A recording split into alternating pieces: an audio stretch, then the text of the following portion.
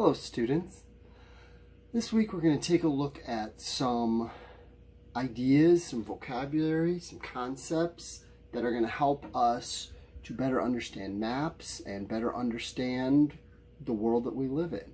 So I've got a long list of things. I printed them all on this paper for you. But we're going to go through them together, and I think you're going to find that most of them are pretty simple, most of them are pretty straightforward, and I think you're going to be fine with them. So let's get started. We're going to use a globe, but you could use a map.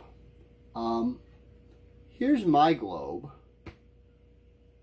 Don't tell anybody, but it's not a real globe. It's just a soccer ball I borrowed from my daughter. But this globe can serve as a model of the Earth, and it can help us to see different areas of the Earth. Just like the real Earth, there is no line going around this globe. When you look at the real Earth, there's no line going around it. And when you look at this globe, there's no line going around it. But we can imagine. There we go. Now we have a line going around our Earth. Does anybody know what this line is called? It's called the equator. And it goes perfectly around the center of the Earth. Now we have two spots that are really far away from the equator. In fact, they're as far away from the equator as you can get. They're called the poles. The North Pole and the South Pole.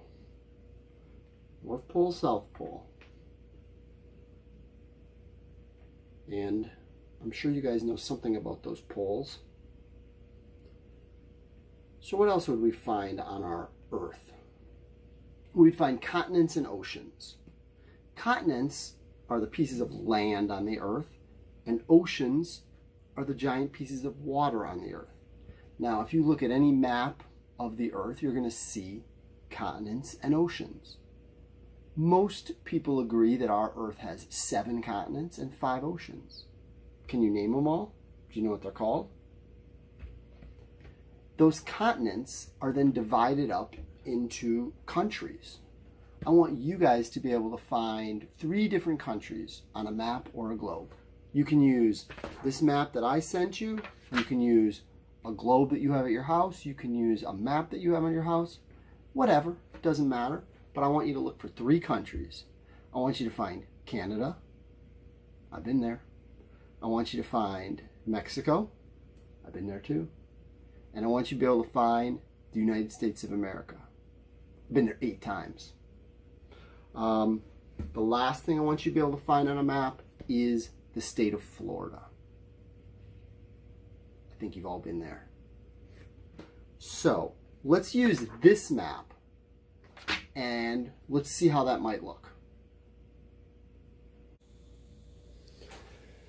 So here's the map paper that I've included, but of course I encourage you to use any map that you want to show me these different areas.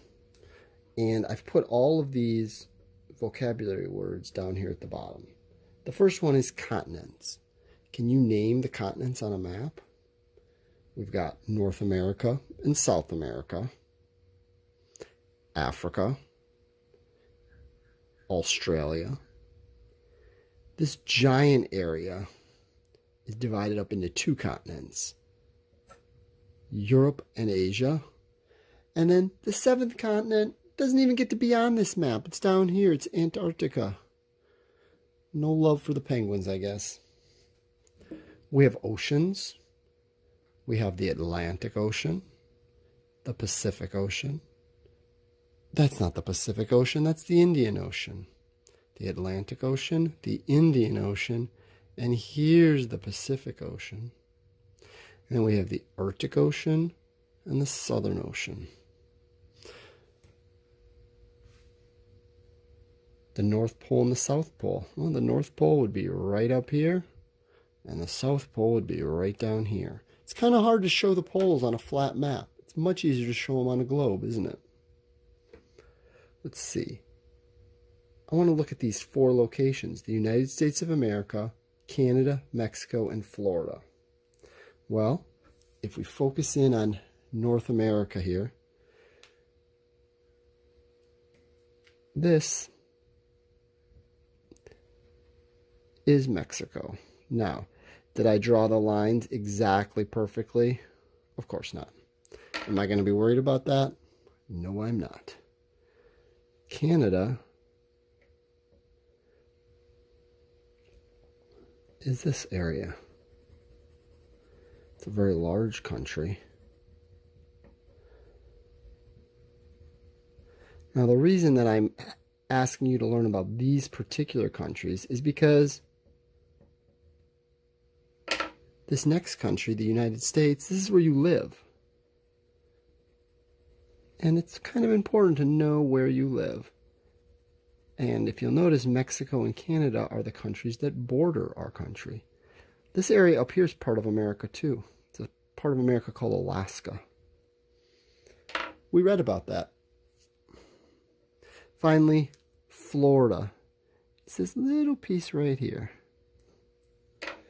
And I can use my pencil to label them. United States of America. Too long. Just going to write USA.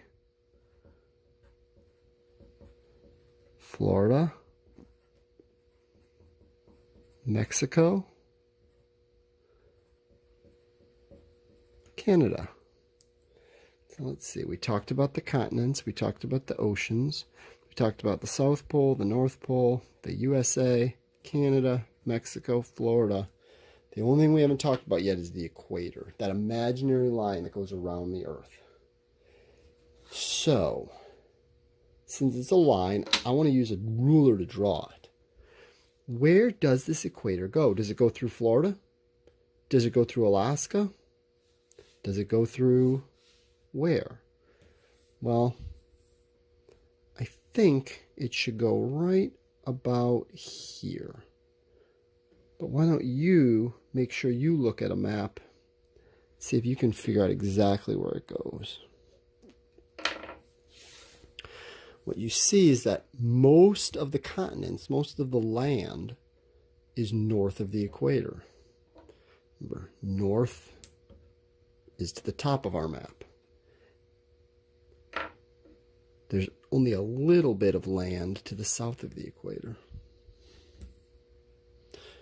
So, use this map, use a different map, but see if you can show me that you know all that stuff about the map.